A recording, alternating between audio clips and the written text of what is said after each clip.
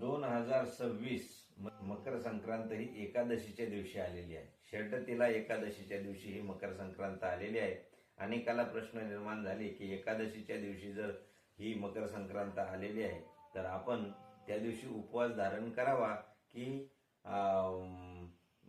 तिळगुळ खावा. तर माघ महिन्यातल्या या दोन्ही एकादशीच्या दिवशी तीळ खायलाही चालतात आणि तीळ दान केल्याने महत् पुण्याची प्राप्ती होते, अक्षय पुण्य त्याला मिळत असतं.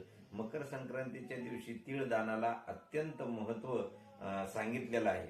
आता षटतिला एकादशी आणि मकर संक्रांत हा दुहेरी योग आहे. भगवान विष्णू परमात्म्याची उपासना करणाऱ्या मंडळीने त्या दिवशी विष्णू सहस्रनाम वाचावं किंवा ऐकावं, भगवान परमात्म्याचं नामचिंतन करावं.